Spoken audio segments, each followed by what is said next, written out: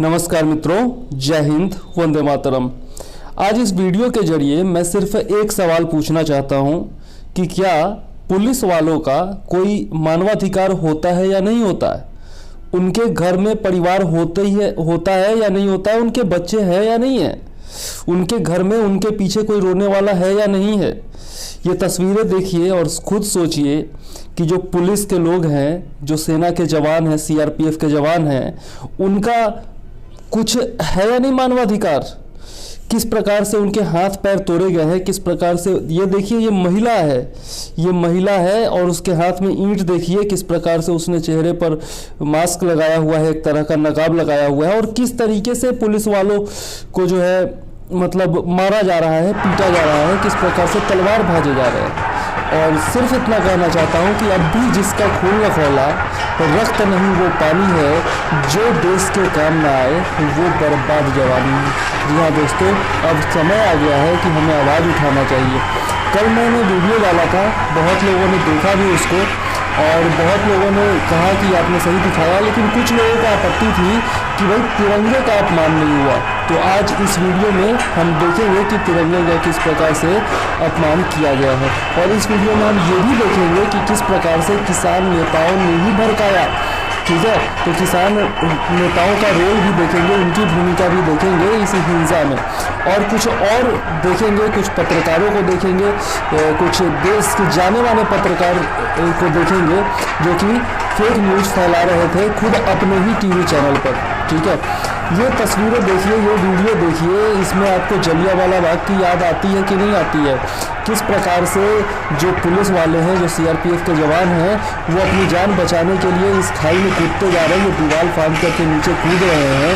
यह आपको जलियांवाला बाग की याद दिलाता है कि नहीं दिलाता है। हम लोगों ने उस समय का दृश्य तो देखा नहीं, लेकिन फिल्मों में, वीडियोज़ में हमने देखे हैं कि किस प्रकार से कुएं में कूद गए थे लोग गोलियों से बचने के लिए। तो वही काम यहाँ पर कर रहे हैं, ये दीवार जो कूद रहे हैं ये पुलिस वाले, ये वही काम कर रहे हैं, वही याद भी आ रहा है मुझे ये सीन। ठीक है, और सबसे पहले मैं ये बता दूं कि ये जो वीडियोज मैंने लिए हैं वो ट्विटर से लिए गए हैं और भी बहुत जगहों से लिए गए हैं, तो इनकी मैं जिम्मेदारी नहीं लेता हूँ। किसी भी प्रकार का हिंसा भड़काना या किसी को भड़काना मेरा मकसद नहीं है। यहाँ पर देखिए किस प्रकार से तिरंगे का अपमान कर रहा है। कौन थे वो लोग जो कल मुझे कह रहे थे कि तिरंगे का अपमान नहीं हुआ। अब इससे बड़ा तिरंगे का अपमान क्या हो सकता है कि तिरंगे को जमीन पर रखकर उसके ऊपर पैर रखकर लोग चल रहे हैं। इन्हें यदि किसान कहा जाएगा तो फिर उग्रवादी, आतंकवादी किसको कहा जाएगा, देशद्रोही किसको कहा जाएगा। मैं पूछता हूँ इंटरनेशनल इससे बड़ा और कौन हो सकता है जो किसानों के भेष में और किसानों की आड़ में लेकर, किसान आंदोलन की आड़ में। और ये देखिए कौन कौन से झंडे फहरा रहे हैं, वो किसके झंडे हैं ये तो मुझे नहीं मालूम, लेकिन ये वीडियो आप देख सकते हैं सामने। और खैर मैंने ये ट्विटर से लिया है, इसकी पुष्टि मैं नहीं करता, लेकिन सामने जो दिख रहा है उसमें स्पष्ट रूप से दिख रहा है कि तिरंगे को जमीन पर रखा गया है और उस पर वो बंदा चल रहा है और सामने से वीडियो बनाया जा रहा है। और अब देखिए कि आगे वो क्या करने वाला है। इसमें देखिएगा आप कि वो संविधान का जो कॉपी है उसको भी फाड़ रहा है, वो भी हम देखेंगे इसी वीडियो में। ठीक है, तो खैर इन वीडियोज का मैं कोई जिम्मेदारी नहीं लेता, ये सही है या गलत है, कहाँ के हैं कहाँ के नहीं है। वैसे दिख तो रहे किसान संगठनों के झंडे दिख रहे हैं, तो मेरे हिसाब से ये कल के ही वीडियोज हैं और किसान संगठनों का जो कल का ट्रैक्टर रैली था उसी का है। ये सिख है, अब ये खालिस्तान सपोर्टर है, ये क्या है मुझे नहीं पता, लेकिन इसने जो है देखिए ये संविधान का जो मुख्य पृष्ठ है, जो ऊपर का वो है, उसका कॉपी है, ये कवर का कॉपी है और उसको उसने फाड़ा है। ठीक है, तो ये देखिए किस प्रकार, यहाँ पर देखिए किस प्रकार से तिरंगे को मोड़ करके और नाली में फेंका जा रहा है। ये देखिए, ये जो आगे जो वीडियो में दिखाने वाला हूँ इसको कंगना रनौत जी ने रीट्वीट किया है, इसलिए मैं ये वीडियो डाल रहा हूँ। ये वीडियो डालने का मेरा कोई वो गलत मकसद नहीं है, इसको कंगना रनौत जी ने रीट्वीट किया है, तो मैंने सोचा कि ये वीडियो सही होगा तभी उन्होंने रीट्वीट किया है। तो यहाँ पर देखिए आप कि खालिस्तानी झंडा जो है वो रेड फोर्ट पर फहराया गया था या नहीं फहराया गया था। तो यहाँ पर ये झंडा देख रहे हैं आप, वो आपका खालिस्तानी झंडा है। ठीक है, और ये कंगना रनौत ने रिट्वीट किया है, देश की जानी मानी हस्ती है और हमेशा जो है वो बोलती रहती है, नेशनलिस्ट आवाज़ है देश की और बराबर चर्चा में भी रहती है। तो मैंने सोचा कि अगर उन्होंने रिट्वीट किया है इसका मतलब कुछ न कुछ तो बात होगी, तो इसलिए मैंने डाला है। वैसे मैं इस वीडियो की कोई जिम्मेदारी नहीं लेता हूँ, और मैं पहले बता दे रहा हूँ कि मेरा कोई मकसद नहीं है किसी प्रकार की हिंसा भड़काना। मैं सिर्फ अपने मित्रों को जो देख रहे हैं उनको सिर्फ इतना कहना चाहता हूँ कि आपको सच्चाई से अवगत होना जरूरी है। सरकार मान नहीं। अब आप सुनिए राकेश टिकैत को आप सुन रहे हैं और सुनिए किस प्रकार से झंडा भी उन्होंने लगाना, भड़काया लाठी है। गोदी भी साथ रख जो अपनी झंडा लगाने के लिए समझ जाइयो सारी बात, ठीक है। झंडा लगेगा, तिरंगा भी झंडा वैसा भी लगा लियो उस पर। और आज हो बस, अब बहुत बोल दिया, अब आ जाओ जमीन बचाने के लिए, आ जाओ। अपनी जमीन नहीं बच रही। किसान का धैर्य भी चूक रहा है।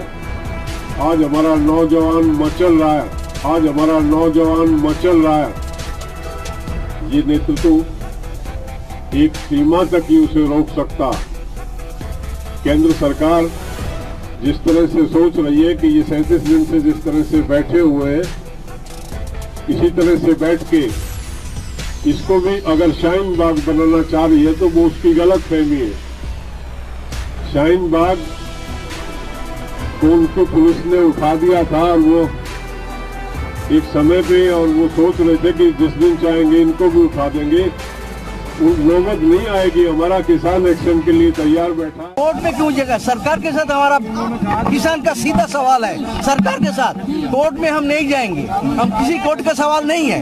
नहीं, कोर्ट बोला है कानूनी है क्या गैर के नाम में आपको कानूनी अधिकार हम चैलेंज नहीं कर रहे हैं, हम कानून को चैलेंज कर रहे हैं। कानून किसान विरोधी है, इसलिए हमारा कोर्ट फोर्ट के जाने का कोई सवाल नहीं है। सीधा होगा तो होगा, कोर्ट फोर्ट के जाने का कोई सवाल नहीं है। सीधा होगा तो होगा, नहीं तो हम लड़ेंगे, मरेंगे। इसके अलावा कोई बात हमारे सामने नहीं है। और 26 तारीख जो है, हमने भी दूसरी तरफ 26 तारीख की बिल्कुल सरकार को चेतावनी दे रहे हैं, और पूरे किसानों से कह रहे हैं कि 26 तारीख को अपनी तैयारी करके ट्रैक्टरों के साथ आ जाएं। जबरदस्ती इनके बैरिकेड तोड़ के दिल्ली में घुसेंगे, इनके बैरिकेड तोड़ के दिल्ली में घुसेंगे, और सरकार लाठी मारे, गोली मारे, जो करना है इनको करें। लेकिन 26 तारीख को जो है वो एक तरह से फाइनल मैच होगा।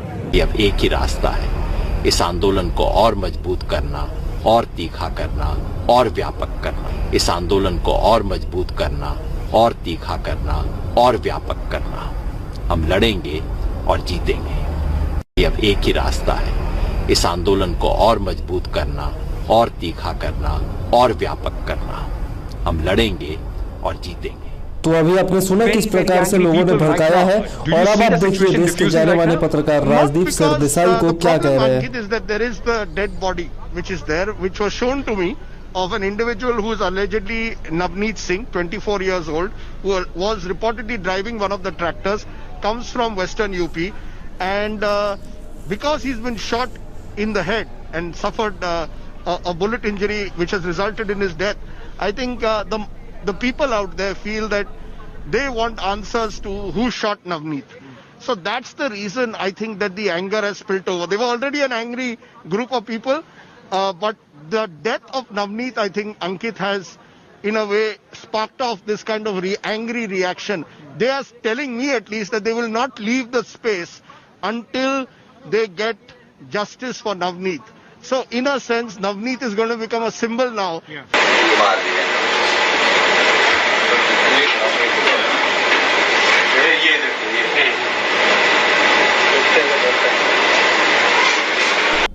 तो आपने कुछ वीडियोस देखे। ये वीडियोस दिखाने का मेरा मकसद सिर्फ इतना था कि आपको सच्चाई का पता होना चाहिए।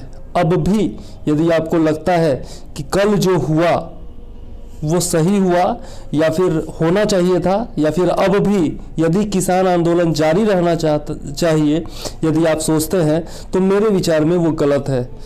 सिर्फ एक चौड़ी चौरा के कारण गांधी जी ने असहयोग आंदोलन को रद्द कर दिया था। सिर्फ 5 पुलिस वाले मारे गए थे वहां पर, और इतनी बड़ी हिंसा के बाद भी यदि आंदोलन जारी रहता है तो गांधी जी को मानने वाले इस देश का क्या होगा। आप सोच सकते हैं कि जो गांधी जी को मानते हैं वो गांधी जी के ही सिद्धांतों का विरोध कर रहे हैं, ऐसा मानना उचित होगा यदि कल के बाद भी आंदोलन जारी रहता है तो। वैसे आज का न्यूज़ है कि 2 किसान संगठन जो है वो आंदोलन से अलग हो चुके हैं और भी बहुत सारे अपडेट सामने आए हैं, आप लोग टीवी पर देख ही रहे होंगे। तो इनको दिखाने का सिर्फ मेरा मकसद यही था कि आप लोग सच्चाई जानो और बेबुनियाद सपोर्ट मत करो किसी का भी। मैं न सरकार के खिलाफ हूँ, न सरकार के साथ हूँ, न मैं किसानों के खिलाफ हूँ, न किसानों के साथ हूँ। मेरा कहना सिर्फ इतना है कि किसान नेताओं को ध्यान देना चाहिए था कि कोई भी उपद्रवी तत्व उनके बीच में शामिल न हो। जब उन्होंने एनओसी पर साइन किया था और पुलिस की सारी शर्तें मानने का वादा किया था, तब उनको ये ख्याल रखना चाहिए था। उनसे यह भी अनुरोध किया गया था कि 26 जनवरी का दिन टाल दीजिए, उस दिन मत कीजिए, अगले दिन कीजिए, 27 जनवरी को कीजिए, लेकिन फिर भी वो नहीं माने और उन्होंने जिम्मेदारी के साथ ये कहा था कि ऐसा कुछ भी नहीं होगा, कोई हिंसा नहीं होगी। तो अब उनको जिम्मेदारी स्वीकार करते हुए माफी मांगनी चाहिए पूरे देश से और आंदोलन को सही दिशा में लेकर जाना चाहिए। वैसे उन्होंने खुद ही अपने पैरों पर कुल्हाड़ी मार ली है इस प्रकार की घटना के कारण। सरकार यदि लाल किले तक की सुरक्षा नहीं कर सकती 26 जनवरी के दिन, तो फिर सरकार को इस्तीफा दे देना चाहिए या फिर अपनी जिम्मेदारी समझते हुए कुछ कठोर कदम उठाना चाहिए, ताकि ये काला इतिहास जो कल लिखा गया है उस पर कुछ तो मरहम लग सके हमारे सबके घावों पर। जय हिंद, वंदे मातरम।